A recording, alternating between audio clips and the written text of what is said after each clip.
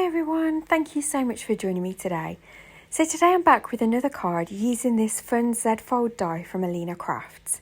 And I'm going to show you another way that you can use this die to make a slightly smaller card. I'm also going to be using this gorgeous flower stamp set from Alina Crafts, and it comes with coordinating dies. And I've got this honey flower paper pad, which is again from Alina's shop. The papers are absolutely gorgeous. They're 6x6 and they're 160 GSM, so they're a perfect weight for decorating cards and die cutting. So here's a card that I had previously made, and this was kind of when I was trying out the style, and I really think it makes a lovely folded card. There's lots of space to decorate it and plenty of space on the back to add your message. So let me show you how I've made it. So first of all, I've die cut one piece of cardstock using the Z-fold die. And I'm going to bring in my scoreboard, and I'm just going to score the score lines that the die creates, just so that we've got crisp score lines that will fold easily. And once I've rescored those lines, as you can see there, we're going to fold the middle two score lines backwards to create a valley fold, and the other two score lines will be a mountain fold. So once they're lined up, I'm just pressing them down, and then I'm going to use my bone fold just to score over those score lines again as well. So then you have this really lovely card base, and you can stand it up portrait or landscape. In today's video I'm making a landscape card, and I think it makes a really pretty decorative shape of card. So I'm then bringing in these oval nesting dies from Alina Crafts, and I'm going to use the largest solid die and the second largest pattern die. And I've die cut two solid panels from grey cardstock and two of the decorative panels, one from plain white cardstock and one from the pattern paper. I've then gone ahead and cut a strip of grey cardstock that's 5 1/4 by 1 3/4, and a piece of the pattern paper which is 5 by 1 1/2. And I'm just going to add some cloud glue on the back of that and adhere those down. Once these are stuck down, we can then attach them to our card base. So I'm going to flatten out the base, and first of all I'm just going to put the panel on, and this is just going to be flat on the bottom of the card. The piece that you can write your message on is also going to be glued flat to the back of the card. And then for the decorative panel, I'm going to add some foam pads just so that we can, or foam tape rather, sorry, just so that we can pop that up. The foam tape is also from Alina Crafts. It's one of my favourite foam tapes. It's perfect for shaker cards and it sticks really well. So I'm just making sure that that's lined up, and then we'll press it down. And you're left with this really gorgeous style of card.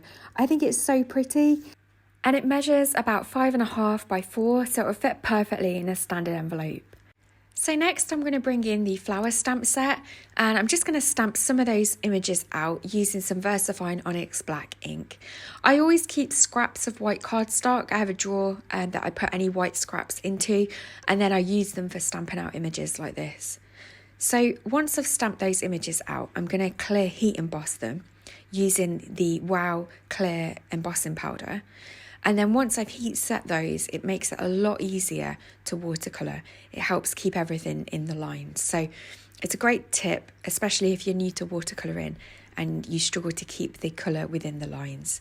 So I'm just heating these up now using my Sizzix heat gun, and once they're heat set, they'll be ready to be coloured. Today I'm just going to use my Winsor & Newton Cotman pan set, and I've got a Princeton round size 4 watercolour brush. But honestly, you can colour these with whatever you've got in your stash. You could use your distress oxides or inks. You could use alcohol markers, whatever you've got to hand. So I'm just showing you the pattern papers there, because what I'm going to try and do is use colours that are similar to the papers. I don't really want to add any new colours in at this point. So I'm just going to try as best I can just to get a similar colour scheme here. So all I'm doing is I've mixed some colour together, and I'm just adding that on really quickly with my paintbrush. There really is no technique to this for me. I'm just a beginner colourist, and as you can see, I find watercolours quite forgiving. So if you add too much colour on, you can always dab it off with some kitchen towel and start again, or use a cloth as I'm doing there. It's just a great way of getting colour down on images really fast. So once I've coloured all these images in, I'm going to place them to one side to dry, and then I've die cut them out using the coordinating dies.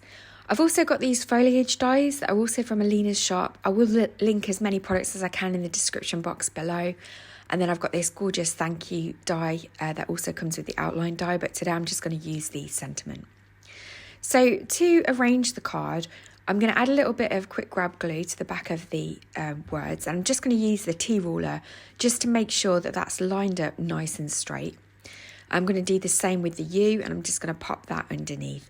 Slightly off centre, because that's just how I like the look of it today. So I'm now going to add the flowers and the foliage onto the card. I'm just going to add a bit of quick grab glue to the back of the flowers, and then I'm going to tuck the leaves and the foliage behind. Really, I should have stuck some of the foliage down first, because I'm using quick grab glue, they do dry really fast, so it was then a little bit tricky to get stuff underneath. So I would definitely recommend sticking down the foliage first. You can always lay it out on your card as well first to see what kind of layout you'd like, and then glue it all down afterwards. But I'm able to just tuck in these different elements behind. I'm trimming off some of the curvy leaves just so that they fit in behind nicely, and the same again with this more thinner kind of twiggy branch. So once they're all tucked in behind and I'm happy with the layout that I've got, I'm then going to add some little dewdrop gems to the front of this card as well. These are also from Alina's shop, and they just make a great finishing touch to cards. When you first add the glue, it will show up as like a cloudy white underneath, but when the glue dries, it does dry clear. So here's the finished card. I really hope that you like it. Thank you so much for joining me today and taking the time to watch this video. I really hope that you give this technique a go. And if you haven't got this die, I'm sure there's other ways of creating it without using dies. But I just think it gives a really pretty effect, especially with that like scalloped edge at the back and the decorative dies on the front. I think it's a really pretty style. So thank you so much for joining me today. I really appreciate you being here. Please don't forget to like and subscribe if you've enjoyed this video and if you'd like to see more from my channel. And I always love to read the comments that are left below too. So thank you so much. Take care.